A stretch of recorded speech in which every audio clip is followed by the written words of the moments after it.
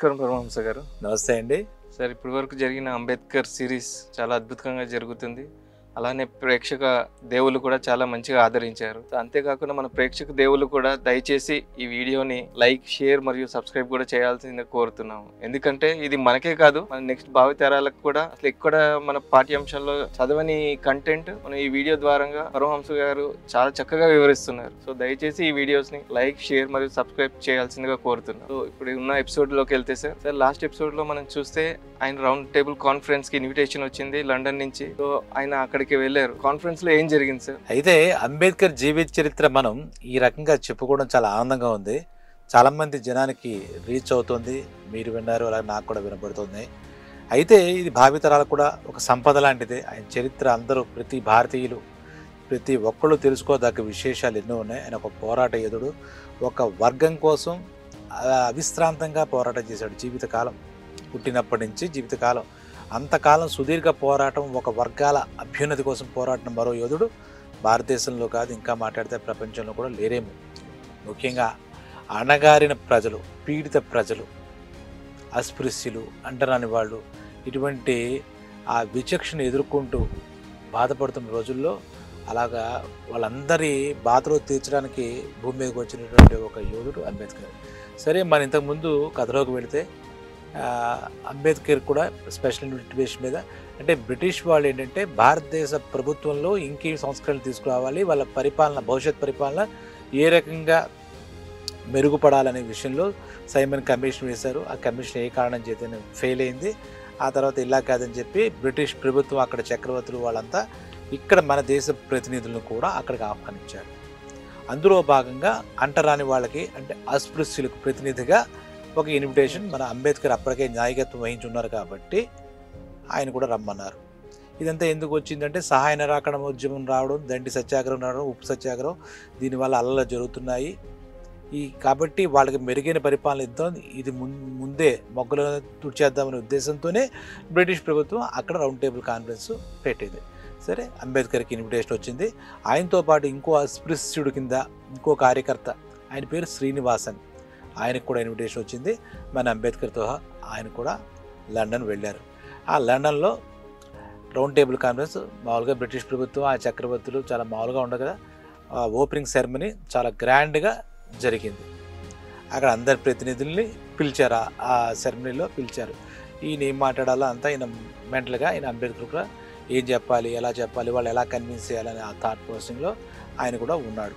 అక్కడ ఆ చక్రవర్తి ఎవరైతే ఉన్నారో, అక్కడ బ్రిటిష్ చక్రవర్తి భారతదేశంలో ప్రతినిధి వస్తున్న వాళ్ళ బ్రిటిష్ ప్రతినిధులకి, వాళ్ళకి అలాగే మన ఇండియా నుంచి వెళ్ళినటువంటి ప్రతినిధులందరికీ సాధారణంగా స్వాగతం పలికాడు. అక్కడ చక్రవర్తి పిలిచి భారతదేశంలో ఆ పరిపాలన సౌకర్యవంతంగా ఉండాలంటే ఏం చేయాలి, ఇంకెటువంటి సంస్కరణ చేయాలి, దానికోసం పెట్టిన మీ ఈ సదస్సు సక్సెస్ అవ్వాలి, అందరూ కూడా చెప్పండి, ఇటువంటి మీ అభిప్రాయాలు నిర్మమాటంగా చెప్పండి అని చెప్పి అక్కడ కింగ్ ఉంటాడు కదా, బ్రిటిష్ రాజు, చక్రవర్తి రాజు, బ్రిటిష్ రాజు, ఆయన అందరినీ ఆల్రెడీ భారతదేశంలో ఉన్న బ్రిటిష్ ప్రతినిధులందరినీ చాలా మెచ్చుకున్నాడు కూడా. మీరు చాలా గొప్ప ఇదిగా చేశారు అని చెప్పాడు. ఇంకో విశేషం ఏంటంటే అక్కడ ఆ సభలో ఎలాంటి వాళ్ళు ఉన్నారంటే బ్రిటిష్ రాజనీతిజ్ఞులు, అలాగే భారతదేశం వెళ్ళినటువంటి పొలిటికల్ ఎక్స్పర్ట్స్, రాజనీతిజ్ఞులు. అంతేకాకుండా అప్పుడులో భారతదేశంలో సంస్థానాలు ఉండేవి, నిజాం సంస్థానం అని, అలాగే రాజస్థాన్లో ఈ సంస్థానం అని, అలా ఆ సంస్థానాల ప్రతినిధులు కూడా ఉన్నారన్నమాట. అంటే చిన్న చిన్న రాజరికం లాంటివి ఉన్నారు అప్పటికే. ఈ సంస్థాన ప్రతినిధులు కూడా అక్కడ పిలిచారు.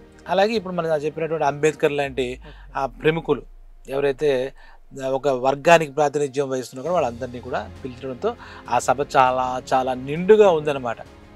నిండుగా ఉన్న తర్వాత చాలా గ్రాండ్గా ఉంటుంది. వాళ్ళు ఏంటంటే ముందు ఇచ్చేసే ఫార్మాలిటీ గ్రాండ్గా ఉండాలి కదా, ఓపెనింగ్ ఒక పండగ వాతావరణం ఉంది, అందరూ అక్కడ కూర్చున్నారు. అప్పుడు ఈ బ్రిటిష్ రాజు అందరినీ అడ్రస్ చేస్తూ ముందుగా వాళ్ళు పొగుడుకున్నారు అనమాట. అక్కడ భారతదేశంలో మీరు చేస్తున్న పని బాగుంది, ఇది చేస్తుంది బాగున్నప్పుడు అప్పుడే బ్రిటిష్ ప్రధాని ఎవరంటే రామ్సే మెక్డొనాల్డ్. ఆయన లేబర్ పార్టీ నాయకుడు అనమాట. ఆయన చాలా తెలివైన వాడు, భారతదేశంలో ఉన్నటువంటి వాళ్ళందరి విషయాల మీద సమగ్ర అధ్యయనం చేసినవాడు అనమాట. ఒక మాటలో చెప్పాలంటే జ్ఞానం కలిగిన వాడు, భారతదేశం పట్ల ఒక అవగాహన ఉన్నవాడు అనమాట. Ramsay MacDonald. ఆయన కూడా ఏం చెప్పాడంటే భారతదేశంలో భవిష్యత్ పరిపాలన ఎలా ఉండాలి, ఆ పరిపాలనలో ప్రజలంతా ఏ విధంగా ఉండాలి అనే విషయంపై మనం సమగ్రంగా ఇక్కడ చర్చించుకుందాం. దానికి బట్టి మీకు ఏమేమి కావాలో ఎలా చేయాలో మేము చేస్తామని చెప్పేసి ఆయన చాలా క్లియర్గా చెప్పారు. అందరూ ఉంటారుగా, ఇప్పుడు ప్రభుత్వంలో కూడా మంచి చెడు ఉన్నట్టుగా ఈ అంబేద్కర్ దృష్టిలో ఆయనకు ఒక జ్ఞానం ఉండి, ఒక అవగాహన ఉండి, ఒక అధికారం ఒకటే కాకుండా రామ్సే మెక్డొనాల్డ్ ఒక విషయం ఉన్న వ్యక్తిగా అంబేద్కర్కి అనిపించింది అన్నమాట అక్కడ. సరే, బ్రిటిష్ రాజు చెప్పాడు. అసలు విషయం ఏంటంటే భారతదేశం ప్రభుత్వంలో భవిష్యత్ తరాలకి ఏ రకమైనటువంటి పరిపాలన వెళ్ళాలి, ఇది కంటెంట్. అక్కడ ఇంకా ఎటువంటి సంస్కరణలు జరగాలి అనేది మాత్రమే ఆ దాంట్లో. అంటే ముందు వెళ్ళి వెంటనే రౌండ్ టేబుల్ కాన్ఫరెన్స్ ఉద్దేశం ఏంటో కూడా మనం మాట్లాడుకోవాలి కదా. వాళ్ళు అక్కడ ఉద్దేశాలు చెప్పారు. అప్పటి ప్రధానమంత్రి, బ్రిటిష్ ప్రధానమంత్రి ఆయన రామ్సే మెక్డొనాల్డ్ అందరినీ ఉద్దేశించి మీరు నిర్మోహమాటంగా, నిర్భ్యంతరంగా మీరు భారతదేశ ప్రతినిధులుగా మీరు వచ్చిన వాళ్ళంతా కూడా ప్రభుత్వం, అక్కడ ఉన్నటువంటి మా ప్రభుత్వం ఏ రకంగా ఉండాలి, మా ప్రభుత్వం కూడా మీ మంచి కోసం చాలా తాపత్రయపడుతోంది, ఇప్పటిదాకా మీకు మంచి చేయడానికే మేము చేసి ఉన్నాము, నిరభ్యంతరంగా మీ అభిప్రాయాలు మాకు తెలియజేయండి అని కూడా చెప్పాడు.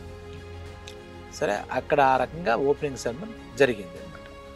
సరే, అయితే ఈ రామ్సే మెక్డొనాల్డే చెప్తూ భారతదేశంలో ఉన్నటువంటి భారతీయులందరికీ మీ ప్రయోజనం చేకూర్చాలని ఒక కృత నిశ్చయితం ఉన్నాం. ఈ సదస్సులో మనం తీసుకునే నిర్ణయాలు కానీ, మా ప్రభుత్వం తీసుకునే నిర్ణయాలు కానీ ఒక నూతన చరిత్రకు శ్రీకారం చుడుతుందని మీరు అనుకోవచ్చు. మేము మీకు ఒక కొత్త భవిష్యత్తు భారతీయులందరికీ అందజేయడానికి సిద్ధంగా ఉన్నాము అని చెప్పి చాలా గట్టి మాటే చెప్పాడు ఆయన. ఆ రోజు అలా అయిపోయిన తర్వాత అది ఓపెనింగ్ సెరమనీ ఒక చోటు చేస్తే మిగిలిన వేరే మాట్లాడతారు కదా. అక్కడ సెయింట్ జేమ్స్ భవన్ అని చెప్పేసి సెయింట్ జేమ్స్ ప్యాలెస్ అంటారు అక్కడ. ఆ ప్యాలెస్కి నెక్స్ట్ డే మీటింగు ఎవరెవరో చెప్తారో వాళ్ళ అక్కడ ఒక ప్రోటోకాల్ ప్రకారం షెడ్యూల్, ఆయన ఏంటి, ఆయన రోల్ ఏంటి, వచ్చిన వాళ్ళు ఆ సభ్యులు కూడా మాట్లాడచ్చు అనమాట. ఇక్కడ ఈ అంబేద్కర్కి అవకాశం వచ్చింది, అంటే ఆయన వంతు వచ్చింది. ఒక 200 మంది మాట్లాడితే ఈ నెంబర్ వస్తుంది కదా, వచ్చింది. ఆయన అక్కడ మాట్లాడుతూ ఇంగ్లాండు అలాగే ఫ్రాన్సు చాలా అతిపెద్ద దేశాలు, అలాంటి దాంతో సమానమైన దేశం ఏదో ఉందంటే భారతదేశం. ఆ భారతదేశంలో ఒక అంటే 100లో 5వ వంతు, అంటే 100 మంది ఉంటే 20 మంది ఉండేటువంటి అస్పృశ్యులు 20 మంది ఉంటారు. 1/5, 5గురిలో ఒకడు ఒక అస్పృశ్యుడు ఉంటాడు. అలాగే 100లో 20 మంది ఉంటారు. 5వ భాగం అనేటువంటి అస్పృశ్యులకి, అంటరాని వాళ్ళకి, అణగదొక్కబడిన వాళ్ళకి ప్రతినిధిగా నేను మీతో మాట్లాడుతున్నాను, అందుకోసం నేను వచ్చాను, నా బాణి మీరు వినండి అని చెప్పేసి ఈయన అభిప్రాయాన్ని మొదలుపెట్టాడు అనమాట. ఇప్పుడు ఏం చెప్పిందంటే బ్రిటిష్ ప్రభుత్వానికి అపోజిట్గా మాట్లాడుతూ మేము మీ పాలనలో మేము పెద్ద గొప్పగా లేము, ఎందుకంటారా మాకు అస్పృశ్యం అంటరాని వాళ్ళం 100లో 20 మంది ఉన్నాం, 1,20,000 మంది ఉన్నాం. అయితే ఇక్కడ మేము చెప్పుకోదగ్గ విశేషం ఏంటంటే మాకు మీ ప్రభుత్వం పట్ల నమ్మకం లేదు, మీ చేసే సంస్కారం పట్ల నమ్మకం లేదు అని చెబుతూనే ఏంటి ఇక్కడ మీరు గమనిస్తే కనుక ఒక విషయం ఉంది, మాకు ప్రజల చేత ప్రజల కోసం ఒక ప్రభుత్వం కావాలి, ఆ ప్రభుత్వం మాదైన సొంత అధికారాలతో మా నడవాలని అనుకుంటున్నాం. అయితే ఇక్కడ మీకు ఒక మాట చెప్తాం, మీ మీద మరి మీరు మీకు ఏం చేశారు అంటే మీ మీద విశ్వాసం మా అందరికీ క్షీణించింది. ముఖ్యంగా నేను ఒక అస్పృశ్యులకే నేను ప్రతినిధిగా మాట్లాడుతున్నాను, మిగిలిన విషయాలు పక్కన పెడదాం. ఎందుకంటే మేము ఎన్నో ఏళ్ళుగా పీడిత వర్గాలుగా ఉన్నాం, అణగారిన వర్గాలుగా ఉన్నాం. ఒకవేళ మాకు మేము చూస్తున్నప్పటి నుంచి చూస్తుంటే మాకు మంచినీళ్ళు తాగే హక్కు లేదు. ఇప్పుడు మీ బ్రిటిష్ ప్రభుత్వం హయాంలో ఉంది భారతదేశం, మీరు వచ్చిన తర్వాత మాకు అనుకోని ప్రయోజనం ఏమైనా ఉందా? ఇప్పుడు కూడా మంచినీళ్ళు తాగలేం. సరే, ఇంకో సమస్య చెప్తామేనండి, మాకు దేవాలయాలకు వెళ్ళే యోగం లేదు. దేవాలయాలకి మేము కాదు, మన కొన్ని తరాలు బట్టి దేవాలయాలకు వెళ్ళే అర్హత లేదు, యోగ్యత లేదు. మా బాధ మేమే పడాలి, మా ఏడుపు మేమే ఏడవాలి. ఇప్పుడు పోనీ మీ బ్రిటిష్ ప్రభుత్వం మీరు చేతిలో ఉంది కదా, ఏదైనా తేడా వచ్చిందా? మీరు మాకు ఏదైనా మీ ప్రభుత్వం నుంచి మీరు ఏదైనా సహాయం చేశారా? ఏదైనా మాకు అవకాశం వచ్చిందా? ఏం లేదు కదా. పోనీ విద్య, మాకు చదువు లేదు, సంధ్య లేదు, పరిశుభ్రతం చూసుకోవడం, ఏదో బాత్రూమ్ కడగడం, ఇలాగ మరుగుదొడ్లు కడగడం, ఇలాగే మా వర్గం అంతా 60 లక్షల మంది ఇప్పటికి ఈ రోజుకి ఉన్నాం. అప్పటి జనాభాలో ఏ ఒక్కడి భవిష్యత్తు లేదు, కడుపు నిండా తిండి లేదు, ఒక ఆస్తి లేదు, ఒక పాస్తి లేదు, ఉండడానికి ఇల్లు లేదు, అసలు కనీసం ఆత్మగౌరవం మాకు లేదు. అలా మాట్లాడుతూ చాలా ఆవేశంగా ఆ రౌండ్ టేబుల్ కాన్ఫరెన్స్లో ఒక రేంజ్లో మాట్లాడాడనమాట. ఆ ప్రసంగం లండన్లో 3 నెలల పాటు చాలా చోట్ల వివిధ చోట్ల ఆయన యొక్క వాయిస్ వినపడుతున్నా దీన్ని దాటికి మిగిలిన తక్కువే ఒక రకంగా. ఫస్ట్ మీటింగ్ ఏదైతే ఈయన చెప్పి వినిపించాడో అది అదృష్టం అనమాట, ఇంకా అది అద్భుతం అనమాట. అది అణగారిన వర్గాల ప్రకారం మొత్తం భారతదేశ ప్రాతినిధ్యం వహిస్తున్నటువంటి వాళ్ళు వీళ్ళందరి బాధలు ఆయన నోట్లో చేయలేదన్నమాట. ఇంకా ఇలా చెప్తూ బ్రిటిష్ ప్రభుత్వం చేస్తున్నారు, పునాదులు అంటున్నారు, ఇంకోటి అంటున్నారు, భారతదేశ పునాదుల్లో మేము కూడా ఉన్నట్టున్నారు. మా బతుకు ఏమిటి, మాకు స్వాలంబన ఏది, మాకు అధికారం ఏది, కాబట్టి ఇదేం కుదరదు. మేము కోరుకునేది ఒక్కటే, మా చేతికి మాకు అధికారం ఉండాలి, మమ్మల్ని మేమే సంస్కరించుకోవాలి, మీరు సంస్కరిస్తే ఇంకా జరిగే పనిగా మాకు అనిపించట్లేదు. ఆఖరికి బ్రిటిష్ ప్రభుత్వంలో పోలీస్ వ్యవస్థలో కానీ మిలిటరీ వ్యవస్థలో కానీ మా మహర్ కులస్తులకి అంటే అంటరాని వాళ్ళు అస్పృశ్యులనే కారణంగా మాకు కనీసం అందులో కూడా మిలిటరీలో కూడా పోలీసులో కూడా మీరు ప్రాతినిధ్యం ఇవ్వలేదు. దీనికి మిమ్మల్ని ఎవరు అడ్డుకుంటారు? మీ దాంట్లో ఫోర్స్ కింద ఉంటే ఎవరు అడ్డుకుంటారు? అది కూడా ఒప్పుకోలేని స్థితిలో ఇప్పుడు మీరుంటే ఇంక ఏం జరుగుతుంది? ఇంకా మాకు ఎప్పుడు మేము బయటపడతాం? ఇది మొత్తం ఈ దురదృష్టం మాకు ఎప్పుడు మమ్మల్ని వదిలిపెడుతుంది? మా జీవితాల్లో కొత్త వెలుగు వస్తుందా రాదా? ఇలాగే మేము గడిచిపోవాలా, కొన్ని తరాలు పోయే ఇంకా కొన్ని తరాలు అలా పోవాల్సిందా అంటూ చాలా ఉత్తేజకరంగా మాట్లాడతారు అన్నమాట. దాని ఫర్దర్గా ఏమంటారంటే ఇక మాకు చేతిలో మాకు అధికారం వస్తే తప్పితే మాకు ఏదో మంచి జరుగుతుందని మేము అనుకోలేట్లేదు, మాకు కావాలనిపిస్తుంది, మా కోసం మేము బతకాలి, మా కోసం మాకు అధికారం కూడా మాకే రావాలి అని చెప్పి చాలా అంటే చాలా గట్టిగా మాట్లాడుతున్నారు అందరూ. అంటే ఇక్కడ బేస్ ఏంటంటే అంటరాని వాళ్ళు అస్పృశ్యతను చూపిస్తూ స్వాతంత్రం భారతదేశానికి మా పరిపాలన మేము చేసుకుని అందున మేము పరిపాలన చేసుకోవాలి. ఎలా వచ్చింది చూసేవా? జాతీయోద్యమం ద్వారా మా అందరం కోరుకున్న భారతదేశానికి స్వాతంత్రం ఇచ్చిపోండి, దాంట్లో కూడా మేము ఇలాగ అనగదొక్కబడుతున్నాం కాబట్టి మా పరిస్థితి మేమే మార్గం అవ్వాలి, మేమే చేసుకోవాలి, ఇక మాకు మార్గం లేదు. మీరు ఏం చేశారు ఏం చేయలేదంటే ఇప్పుడు దాకా చూసాం, మీ పరిస్థితి మేము చూసాం. మీరు వచ్చాక కూడా ఏముంది మార్పు? మంచినీళ్ళు లేవు, మీరేనా చేశారా? గుళ్ళకి వెళ్ళలేకపోతాం దేవాలయాలకి, మీరేం చేశారా? కనీసం ఒక రిక్రూట్మెంట్ మేము చేస్తాం, దేశం మీ ప్రభుత్వంలో మీ మిలిటరీ కోసం పనిచేస్తామంటే కూడా మాకు పనిచేసే పరిస్థితి మాకు ఇవ్వలేని పరిస్థితి దుస్థితిలో మీరు ఉన్నారని చెప్పేసి ఆ సదస్సులో ఒక రేంజ్లో ఫైర్ అయ్యాడు.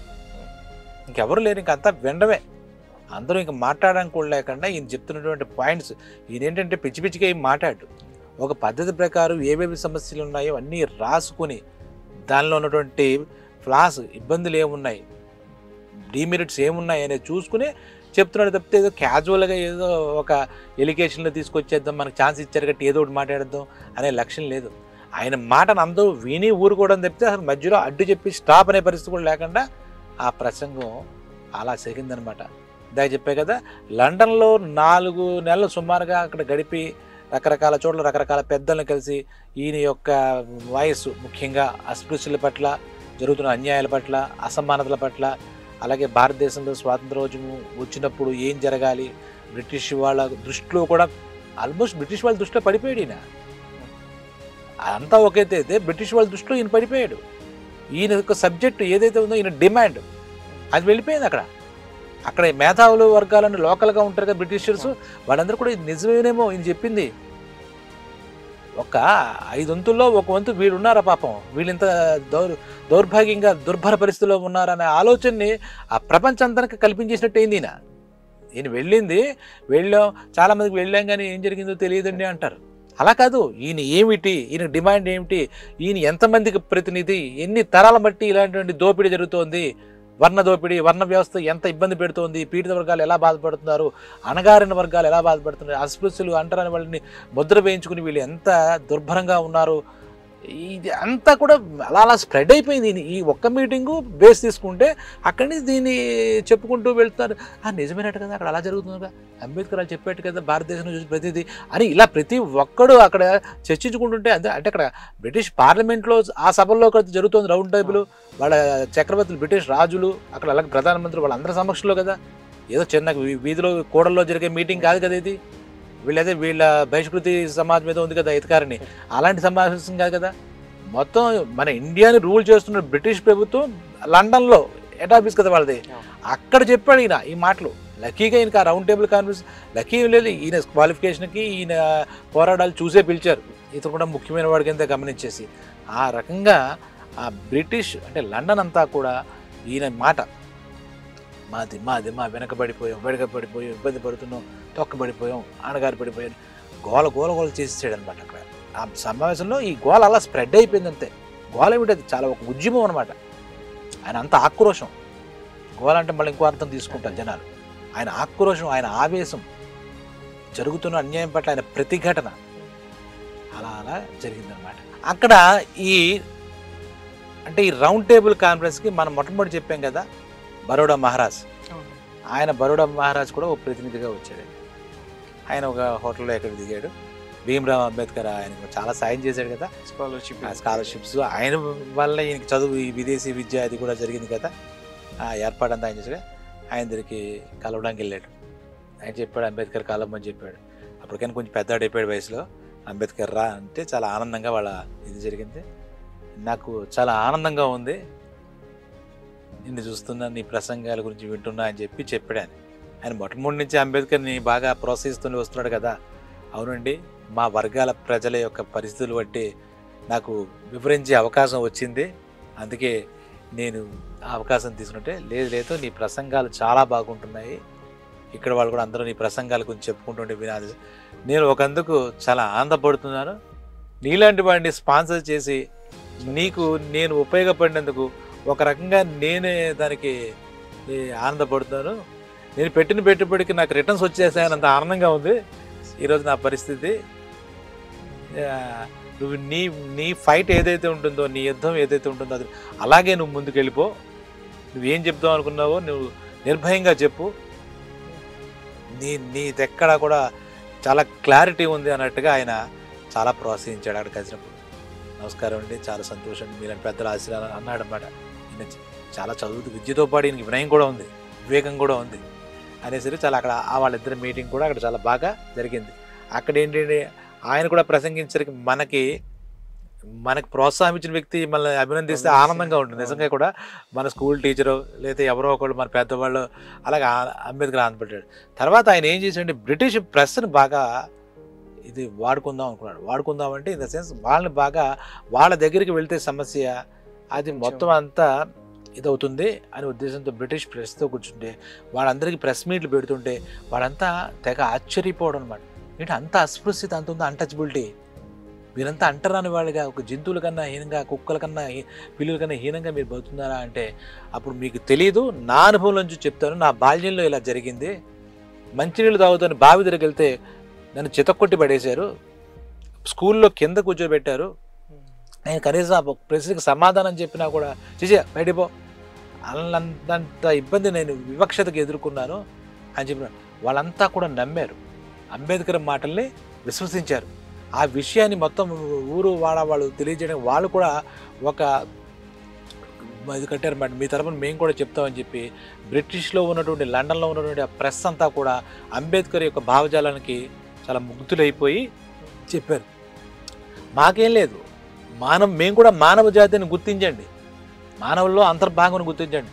అభివృద్ధి చెందిన జాతులన్నీ కూడా మమ్మల్ని తొక్కుతున్నారు, అది తప్పు, మాకు అసలు సాయం అందివ్వండి, మాకేం చేసేక్కర్లేదు, మాకేమి ఇప్పుడు నీదేంటి, నీ డిమాండ్ ఏంటి అని ప్రెస్ అడుగుతారుగా. మానవ జాతిలో మేము కూడా మనుషులమైన గుర్తించండి, ఆ జాతికి చెందిన వాళ్ళే. ఇప్పుడు కాకుల జాతిలో కాకులు ఎలా ఉంటారో మానవ జాతుల్లో మేము మానవులమే, మానవుల్లాగే తింటాం, తిరుగుతాం, పడుకుంటాం, ఆలోచిస్తాం. మాకు ఇంక వేరే మాకు ప్రత్యేకించి ఏం అక్కలే ప్రాధాన్యతలు, మమ్మల్ని గుర్తించండి. అభివృద్ధి చెందిన వారు ఎవరైనా మాకు కొంత చేయూతనివ్వండి, మాకు సాయాన్ని అందించండి, మీ పేరు మేము కలకాలం చెప్పుకుంటాం అని చెప్పేసి ఈ ప్రెస్ ద్వారా అలాగే కొన్ని మీటింగుల ద్వారా మొత్తం అంతా కేవలం రౌండ్ టేబుల్ కాన్ఫరెన్స్ అయింది. బ్రిటిష్ చక్రవర్తి అలాగే ప్రధానమంత్రి దగ్గర రామ్సే మెక్డొనాల్డ్ అలాంటి పెద్దల మధ్య అంతా ఈయన ఏం చెప్పాలనుకున్నాడు స్పష్టంగా బలగుద్ది మరి చెప్పేశాడు. వాళ్ళంతా ఆలోచించారు. ఇలాగ తర్వాత అక్కడ ఉన్నటువంటి బ్రిటిష్ లోకల్ జనాల్లో కూడా ఈయన ఏం చెప్పాలనుకున్నాడు భారతదేశం నుంచి వచ్చి.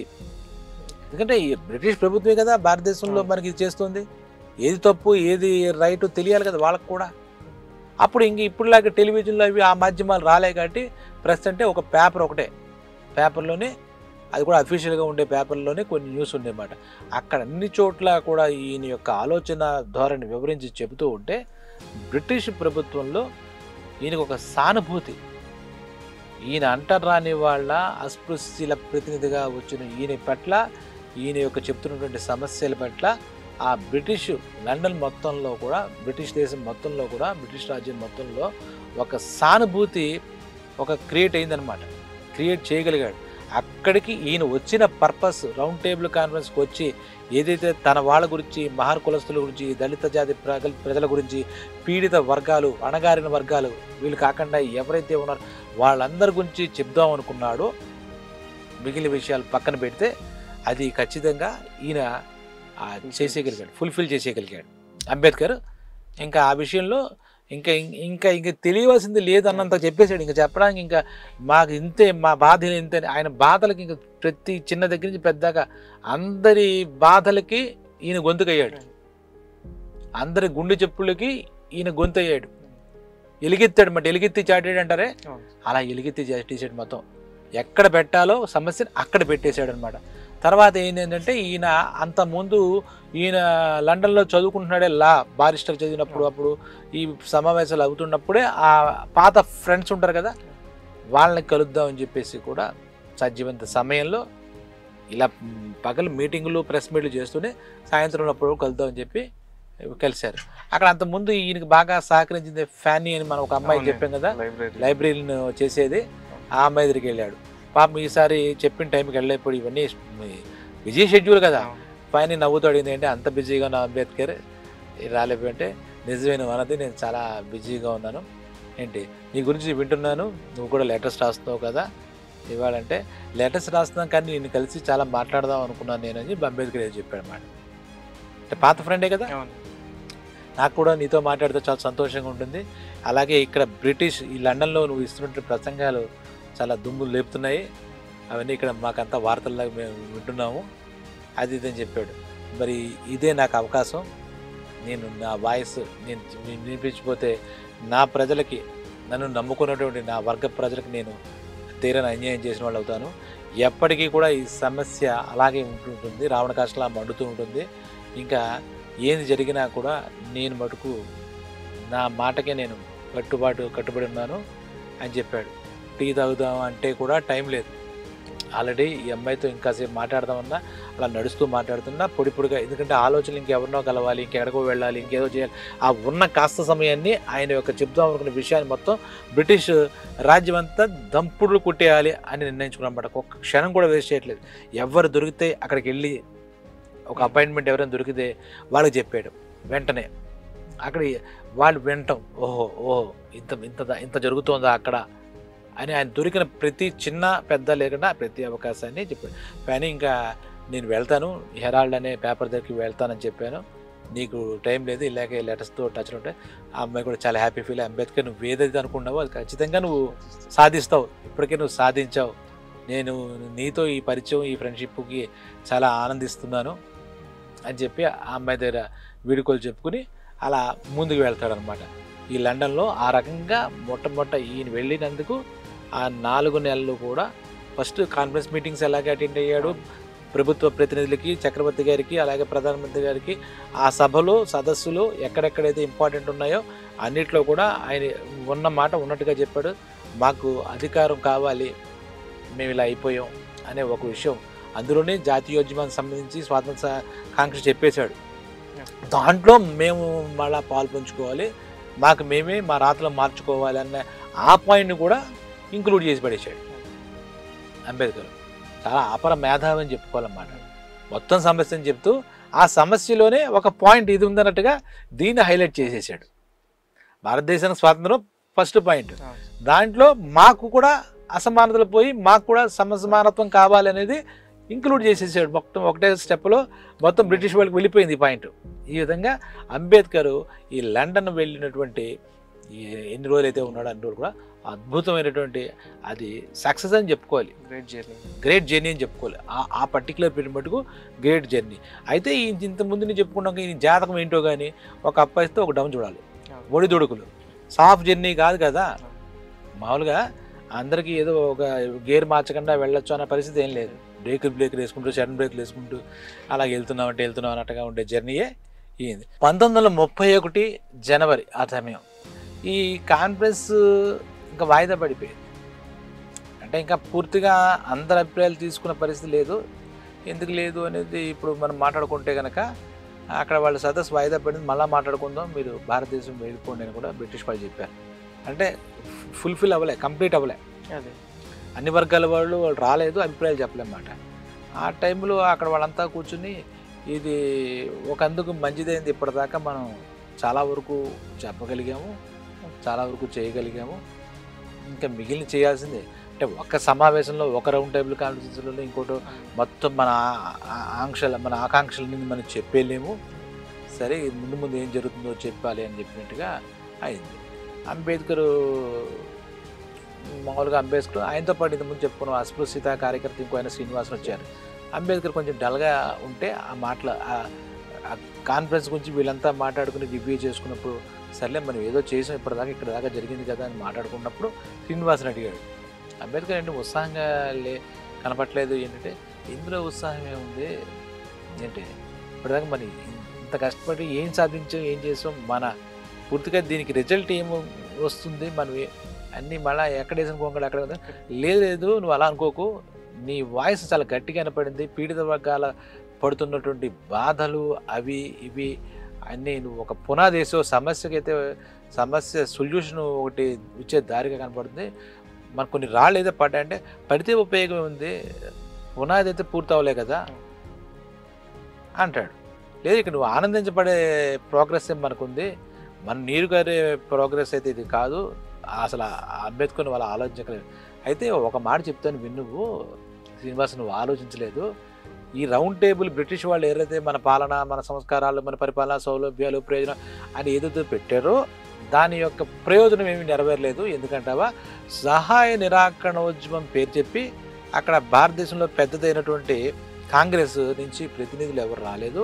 ఎందుకంటే ఈ ఉప్పు సత్యాగ్రహం, దండి సత్యాగ్రహం వాళ్ళు సహాయ నిరాకరణోద్యమం చేశారు. దాంతో బ్రిటిష్ ప్రభుత్వం వాళ్ళు ఏం చేశారు, వాళ్ళందరినీ నిర్బంధంలో తీసుకుని కారాగారంలో బంధించారు. వాళ్ళే అసలైంది కాంగ్రెస్ అనేది వాళ్ళది జాతీయ పరంగా పెద్ద ఇది సంస్థగత, వాళ్ళు రాకపోవడం ఇంక మాట ఏముంది, మనమంతా మనం వచ్చి ప్రయోజనం ఏం జరిగింది, వాళ్ళు వచ్చి మాట్లాడితే కదా అసలు విషయం మొత్తానికి బయటపడేది. ఇప్పుడు సంపూర్ణ వాళ్ళే కదా, ఏదో నాలాంటి వాళ్ళు నలుగురు మాట్లాడితే ఇది మన సమస్య చెప్పుకున్నట్టు అయింది తప్పితే మొత్తం భారతదేశ సమస్య ఏంటి, బ్రిటిష్ వాళ్ళు దానికోసం ఏం చేయాలనే విషయం మడుగు మళ్ళీ అక్కడ స్టిల్ పెండింగే కదా, నువ్వు అది విషయం గమనించుకోవట్లేదు. ఒక రకంగా చూస్తే ఈ సదస్సు ఏదైతే రౌండ్ టేబుల్ కాన్ఫరెన్స్ సదస్సు నాకు అంత సక్సెస్ అయినట్టు కనపట్లేదు అని చెప్తాడు. సరే సరే అంబేద్కర్ ఇప్పటిదాకా నీ పాత్ర, నేను ఏదో వచ్చిన నా పాత్ర ఏదో మనం పూర్తి చేసాం, వాళ్ళు మనకు అవకాశం ఇచ్చారు, నువ్వైతే పూర్తి స్థాయిలో మాట్లాడేట్టుగా ఈ మొత్తం అంతా ప్రభావితం చేసినట్టుగా అణగారిన మన అస్పృశ్యులందరి తరపున నువ్వు ప్రాతినిధ్యం వహించి అక్కడికి సక్సెస్ అయినట్టుగా నాకు అనిపిస్తుంది, ఇందులో నువ్వు నిరాశ చెందక్కర్లేదని నా అభిప్రాయం గట్టిగా చెప్పాడు శ్రీనివాసన్ అంబేద్కర్కి. సర్లే నువ్వు చెప్పిన మాట కాదని ఎందుకు, మనం అంతవరకు అయితే సక్సెస్ అయ్యాం, ఓవరాల్గా రౌండ్ టేబుల్ కాన్ఫరెన్స్ అయితే సక్సెస్ అవ్వలేదని మాట నేను నీకు చెప్తానని చెప్పాడు. ఇక్కడ ఇండియాలో ఏం జరుగుతోంది, గాంధీ గారు లేరు, నెహ్రూ గారు లేరు, ఇలాంటి కాంగ్రెస్ పెద్దలు ఎవరు లేరు. అప్పుడు కాంగ్రెసే కదా మూమెంట్ యాజిటేషన్ తీసుకొచ్చింది. వాళ్ళు అప్పటి వైస్రాయ్ ఉంటాడు కదా లార్డ్ ఇర్విన్ ఆయన పేరు, ఇది ఇండియాలో సంగతి చెప్తాను. లండన్ నుంచి అది అయిపోయింది, అక్కడతో ఇంకా రద్దయినట్టే, కాన్ఫరెన్స్ అయిపోయినట్టే, అది జరిగింది ఏదో జరిగింది, అంబేద్కర్ వాళ్ళంతా కూడా వచ్చేసారని అనుకోవచ్చు. అప్పుడు ఏమైంది అంటే గాంధీ గారు, నెహ్రూ గారు తదితర పెద్దలందరినీ పెట్టుని ఇప్పుడు లార్డ్ ఇర్విన్ అని చెప్పాం కదా ఆయన వైస్రాయ్, ఆయన ఒక మీటింగ్ పెట్టాడు. మీ వాళ్ళందరినీ సహాయ నిరాకరణ ఉద్యమంలో అరెస్ట్ చేసిన వాళ్ళు, నిర్బంధంలో పెట్టిన వాళ్ళందరినీ విడుదల చేస్తాం, మీరు కూడా మీ పద్ధతిని మార్చుకోండి, మీరు చెప్పిన మాట కొంచెం ఆలకించండి అని చెప్పి వాళ్ళు మళ్ళీ ఒక సంయోజ దిశగా బ్రిటిష్ ప్రభుత్వం మాట్లాడింది. ముందు అర్జెంటుగా ఈ ఉప్పు మీద మీరు వేసినటువంటి ఆంక్షలు తీసేయండి, ఎవరి ఉప్పు వాళ్ళు తయారు చేసుకుంటారు, అందరికీ ఉప్పు తినడం అనేది ప్రకృతిపరమైన వరం, దాన్ని మీరు సడలించండి, అప్పుడు మేము ఏదైనా మాట్లాడుతాం అన్నాడు గాంధీ గారు. మీరు ఎలా చెప్తే అలా చేస్తాం, ఎందుకంటే వీళ్ళ రెజల్యూషన్స్ వీళ్ళ మీటింగ్లో వీళ్ళు పాల్గొకపోతే అక్కడేం జరుగుతుంది, మొత్తం క్లారిటీ రాదు కదా. ఇది నెమ్మదిగా మొత్తం ఊరు వాడ విస్తరిస్తుంది ఉప్పు సత్యాగ్రహం, దీని తాలూకా సహాయం రాకవచ్చు, ప్రజలంతా తిరుగుబాటు దిశగా వచ్చేసరి బ్రిటిష్ వాళ్ళు పునాదులు ఆల్రెడీ కదులుతున్నాయి, స్వాతంత్రోద్యమం తీవ్రతరం అవుతుంది. ఈ కాంగ్రెస్ అప్పటి కాంగ్రెస్ ఎవరైతే ఉన్నారో అంటే కాంగ్రెస్ అంటే ఇప్పుడు ఈ పార్టీ కాదు, వాళ్ళంతా కలవడాన్ని కాంగ్రెస్ అంటారు. ఆ గ్రూప్ పేరే. స్వాతంత్ర ఉద్యమంలో కాంగ్రెస్ అనేది ఒక అతిపెద్ద ఉద్యమ ఇదన్నమాట, పార్టీ లాంటిది. అప్పుడు ఆయన ఏం చెప్పారంటే ఉప్పు మీద మీరు అన్నట్టుగా మీరు స్వతంత్రంగా తయారు చేసుకోవచ్చు, ఉప్పు మీద ఇంకా ఆంక్షలు ఏముండవు, మీరు ఇంకా సత్యాగ్రహాలు ఉద్యమాలు సాధారణ ఉద్యమాలు ఇవేం చేయక్కర్లేదని చెప్పి ఆ వైస్రాయ్ చెప్పేశాడు. లార్డ్ ఇర్విన్ చెప్పేసిన తర్వాత ఇంకో మాట చెప్పాడు, మీరందరూ సిద్ధంగా ఉండండి, 2వ సదస్సు సెకండ్ రౌండ్ టేబుల్ ఇది ఉంటుంది, దానికి మీరంతా వచ్చి ఈ భారతదేశ ప్రభుత్వ పరిపాలనా విషయంలో మీ అభిప్రాయాలు మీరు స్పష్టంగా చెప్పాలి, దీనికి సంబంధించిన సంస్కరణలు ఏం కావాలి, మీ అభిప్రాయాలు ఏంటి వాస్తవంగా అనేది మీరు గాంధీ గారికి ఈ సెకండ్ రౌండ్ టేబుల్ 2వ సదస్సుకి ఆహ్వానించారు. అక్కడే ఇంక ఎప్పటికీ దక్కండి వీళ్ళు నిర్బంధం చేయమని వీళ్ళుండి ఉప్పు మీద కనుక మీరు తీయపోతే మేం చేయను వీళ్ళు భీష్మించుకుంటే ఇంకా సమస్య ఎక్కడ కలుగుతుంది. సరే ఉప్పు మీద తీసేసేమన్నారు, ఉప్పు ఎవరికి వాళ్ళు ఉప్పు వేసుకోవచ్చు, స్వతంత్రంగా తయారు చేసుకోవచ్చు. అంటే వాళ్ళు కూడా ఇంతకుముందు సహాయ నిరాకరణ ఉద్యమం చేసిన బంధించిన బందీలందరినీ మేము వదిలేస్తాము, గాంధీ గారు అయితే మనం సామరస్యంగా మాట్లాడుకుందాం, మీరు కాంగ్రెస్ పెద్దలు రండి అని చెప్పేసి బ్రిటిష్ పెద్దలైనటువంటి వైస్రాయ్ లార్డ్ ఇర్విన్ చెప్పాడు అనమాట. ఈ రకంగా 2వ సదస్సుకు పిలిచారు. ఇది ఎంత జరుగుతోందన్న విషయం తర్వాత గాంధీ అత్యంత ప్రముఖుడు అన్నమాట జాతీయ ఉద్యమంలో, స్వాతంత్ర ఉద్యమంలో. అంబేద్కర్ గారు వాళ్ళ మిగిలిన సభ్యులంతా ఉంటారు కదా, ఆయన సభ్యులు, వాళ్ళతో అంటున్నాడు అనమాట, పదే ఒక మాట అనేవాడు, ఈ గాంధీ చాలా ఈ స్వాతంత్ర ఉద్యమంలో చాలా కీలకమైన చాలా ముఖ్యమైన నాయకుడు, మనం ఆయనకు కూడా ఈ 2వ సదస్సుకి ఆహ్వానం వచ్చింది, తెలుస్తుంది కదా ఆ సదస్సుకి ఎవరెవరు వెళ్తారో మొత్తం మెంబర్స్ ఎవరైనా తెలుస్తుంది కదా, ఎందుకంటే ఈయన కూడా ఉంటాడు కదా అంబేద్కర్ కూడా. ఆయన కలిసే అవకాశం ఉంటే ముందు ఆయన ఆ 2వ సదస్సుకి మనం వెళ్ళకముందే ఇక్కడే మనకు ఒక మీటింగ్ అయిపోతే మన అభిప్రాయాలు కూడా ఆయనకు చెప్పుకోవచ్చు. అక్కడ వాళ్ళ ముందు మనం ఏదో మాట్లాడి పిచ్చిగా మాట్లాడినట్టుగా ఉండక్కర్లేదు, వస్తే బాగుండు అని చెప్పేసి అంబేద్కర్ వాళ్ళంతా అనుకుంటున్నాడు.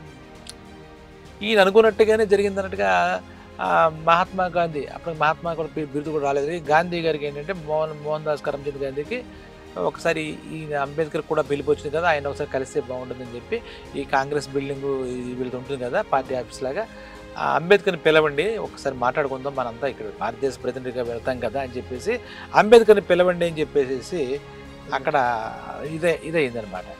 వెంటనే కాల్ చేశారు, వెంటనే కలిసి దీనికోసం ఎదురు చూస్తున్నాడు కదా గాంధీని కలవాలని చెప్పేసి, ఈ పిలిపి వచ్చేసి తక్షణం మీరు రెడీ అని చెప్పేసి ఆయన కలవడానికి వెళ్ళారు. చూస్తే ఈ కాంగ్రెస్ పార్టీ బిల్డింగ్ ఏదైతే ఉంటుందో చాలా కాస్ట్లీగా చాలా గట్టిగా మంచి బిల్డింగ్ అనమాట. ఆ బిల్డింగ్ గాంధీ గారు ఉన్నటువంటి ఆ కాంగ్రెస్ పార్టీ బిల్డింగ్ చూడడానికి చాలా బాగుంది. ఇక్కడి నుంచి వెళ్తున్నప్పుడు ఈయన అంబేద్కర్ కొలీగ్స్ అంతా ఉంటారు కదా, అంబేద్కర్ నీకు మాట చెప్తున్నాం విను, గాంధీ చెప్పిన మాటలు విను, నీకు ఇష్టమైనా ఉండపోయినా, నీకు ఆయన ఆలోచనలకి సారూప్యం ఉండదు, ఆ సమయంలో నువ్వు వెళ్ళిపోయి ఉద్రేకపడిపోకు, ఆవేశపడిపోకు, ఆయన ఏం చెప్తారో నువ్వు విను, ముందు విను, నీకు ఏంటని కాదు, నువ్వు ఉద్రేకపడకు, నీకు ఎమోషన్ అవ్వకు, ఇది ఒక మంచి మీటింగ్, నువ్వు కూడా గాంధీని కలవాలనుకుంటున్నావు, నీ అభిప్రాయాలు చెప్పు, ఆయన అభిప్రాయాలు ముందు విను అంటూ చెప్తున్నారు. ఫ్రెండ్స్ చెప్తారు కదా మనకి, గొడవ పడకని చెప్పేసి. అలాగా మన అంబేద్కర్ కూడా ఆయన మిగతా ఈ అస్పృశ్యత సంబంధించిన పార్టీ వాళ్ళు ఉన్నారు కదా, బహిష్కృత అధికారిని, వాళ్ళంతా కూడా చెప్తారు, సరే అంత సమయం కోల్పోయి అంత రాద్దంతం చేసి మనిషి కాదు కదా, ఆయన అభిప్రాయాలు సూటిగా నిర్మోహమాటంగా చెప్తాడు తప్పితే ప్రతి ఒక్కరితో మాటలతో గొడవపడిపోడు కదా. అంబేద్కర్ చిన్న వ్యక్తి కాదు కదా, మంచి జ్ఞాన సంపన్నుడే కదా. సరే అక్కడికి వెళుతుంటే ఆ కాంగ్రెస్ బిల్డింగ్కి వెళ్ళాడు. అక్కడికి వెళ్ళేసి గాంధీ గారికి కొన్ని అలవాటు ఉండేమాట, ఈ చక్రం ఉంటాయి కదా, దాంతో పత్తి ఖద్దరు ఆ నూలు అంటే విదేశీ వస్త్రాలను బహిష్కరించిన సమయం అనమాట. ఆ చక్రం మీద అంటారు దాన్ని రాట్నం, దాంతో ఇలాగ ఎవరి దగ్గర నేర్చుకుంటున్నాడు. అంటే ఎవరి చేనేత ఎవరికి సరిపడ ఖాదీ వస్త్రం కానీ లేదా కాటన్ వస్త్రం కానీ వాళ్ళే నూలు తయారు చేసుకుని దాంతో నేర్చుకునేవారు అన్నమాట. అది నేర్చుకుంటున్నాడు అన్నమాట. అక్కడ ఆవిడెవరో నేర్పుతోంది, మొత్తం అందరం నేర్చుకోవాలని చెప్పాడు. మనకి దిగుమతులు ఏమొద్దు, మనం స్వయం సమృద్ధి సాధించాలని గాంధీ గారి ఉద్దేశంతో ఆ చక్రాన్ని ఇలా నెమ్మదిగా తిప్పుతూ ఆ దారం తెగిపోకూడదు అనమాట. చాలా జాగ్రత్తగా చేయాలి, అది ఒక స్కిల్. చేస్తుంటే కొంచెం స్పీడ్ తిప్పాలి మీరని ఆవిడ చెప్తాను. ఆ టైంలోకి ఈ అంబేద్కర్ గారు లోపల ఎంట్రీ అయ్యారు. ఈయన ఊళ్ళు నూలుతారు కదా, ఆ టైంలోకి మంచి ఎంట్రీ అనమాట. వెళ్ళేసరికి ఇలా చూసి అంబేద్కర్ గారు మీరా రండి అని చెప్పేసి గాంధీ గారు రిసీవ్ చేసుకున్నారు. అస్పృశ్యులు అంటారని వాళ్ళకి ప్రతినిధిగా మీరు చేస్తున్నటువంటి పోరాటం చాలా బాగుంది, మీ గురించి తెలిసింది, అది ఇదని చెప్పేసి అక్కడ వాళ్ళిద్దరి మధ్య పరిచయ కార్యక్రమాలు అయ్యాయి. గాంధీ, మీరు నన్ను ఎందుకు పిలిపించారు? మీరు నన్ను ఏదైనా ప్రశ్నించదలుచుకున్నారా? నాకు ఏదైనా చెబుదాం అనుకున్నారా? ఏదైనా బుద్ధులు నేర్పుదాం అనుకున్నారా? నా గురించి మీకు తెలిసిందన్నారు కదా, ఏదో ఒక విషయం మీకు తెలుస్తుంది కదా, ఇంతకీ నన్ను ఏం ప్రశ్నించదలుచుకున్నారు? మీరు నా దగ్గర ఏం సమాధానాలు ఆశించి నన్ను పిలిచారు? నాకు ముందు అది చెప్పండి, దానికి నేనేం చెప్పగలుగుతానేమో మీ సముఖంలో చెప్తాను. మీరు నేషనల్ లెవెల్లో ఒక పెద్ద నాయకులు, ఈ ఉద్యమాల్లో మీరు ఒక కీలకమైన వ్యక్తి అనే విషయం నాకు కూడా తెలిసింది. మీరు ఏమనుకుంటున్నారు? నేను నిజమే మీరన్నమాట అంటరాని వాళ్ళకి, అస్పృశ్యులకి, అణగారిన వర్గాలకి, పీడిత ప్రజలకి ప్రతినిధిగా మాత్రమే నేను ఉన్నాను. వాళ్ళ కోసమే నా ఆలోచన. నేను అందులోంచి వచ్చిన వాడిని, ఆ కష్టాలను అనుభవిస్తున్న వాడిని, ఆ అవమానాలు భరిస్తున్న వాడిని, చెప్పండి అని చెప్పి చెప్పాడు.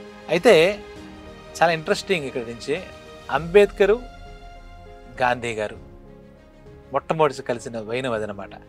ఆ కలిసిన దాంట్లో అంబేద్కర్ మీద కొన్ని అపోహలు గాంధీ గారిలోను, అలాగే గాంధీ గారి మీద కొన్ని అపోహలు అంబేద్కర్లో ఉన్నాయి. వాళ్ళ భావజాలం టోటల్గా డిఫరెంట్ ఒక రకంగా చెప్పాలంటే. వాళ్ళ మధ్య అయితే గౌరవం ఉంటుంది. గాంధీ గారు అప్పటికే దేశం మొత్తంలో ఒక జాతీయోద్యమ నాయకుల్లో ఒక ముఖ్యమైన నాయకుడు అంటే అంబేద్కర్ గారికి ఉంటుంది. అలాగే అంబేద్కర్ గారు పీడితాడిత వర్గాల ప్రతినిధిగా పోరాటం చేసిన ఆయన మీద ఈయనకి గౌరవం ఉంటుంది. ఆయన బారిస్టర్ చదివారు, ఈయన బారిస్టర్ చదివారు. ఇప్పుడు ఏంటంటే నెక్స్ట్ జరిగేది ఏంటంటే స్వాతంత్రోద్యమ పోరాటం ఒక ఎత్తు అయితే, barrister Ambedkar versus barrister Gandhi. వాళ్ళ మధ్య ఏ రకంగా అభిప్రాయ భేదాలు ఉన్నాయి, వాళ్ళు ఒకళ్ళనొకళ్ళు ఎలా కన్విన్స్ చేసుకోవడానికి ట్రై చేశారు, కన్విన్స్ అయ్యారా, కన్ఫ్యూజ్ అయ్యారా, ఇది మనం నెక్స్ట్ ఎపిసోడ్లో కాలాతీతం అవ్వడం వల్ల నెక్స్ట్ ఎపిసోడ్లో మనం మాట్లాడడం. ఇక్కడి నుంచి ప్రతిదీ కూడా ఇంతే ఇంట్రెస్ట్గా గాంధీ అంబేద్కర్ల సంవాదం కానీ, వాళ్ళిద్దరి పాత్ర కానీ, రూట్స్ వేరైనా కూడా వాళ్ళు వెళ్ళే లక్ష్యం ఒకటి దగ్గరికి వెళ్ళాలి, అదే స్వాతంత్రం అన్నమాట. ఈయన ఈ మార్గంలో వెళ్తున్నాడు, ఆయన ఆ మార్గంలో వెళ్తాడు. ఈయనకి మొత్తానికి ఏదో చేయాలని ఆలోచన, తన వర్గానికి కూడా కలుపుకోవాలన్న ఆరాటం ఈంది అంబేద్కర్ది. గాంధీ గారిది వచ్చిన తర్వాత చూద్దామని ఏదో విడగొట్టి మాట్లాడద్దు, విడగొట్టి ఆలోచన, అస్పృశ్యను విడగొట్టి ఆలోచించొద్దనే ఒక ధోరణి ఏదో ఆయనకు ఉంది.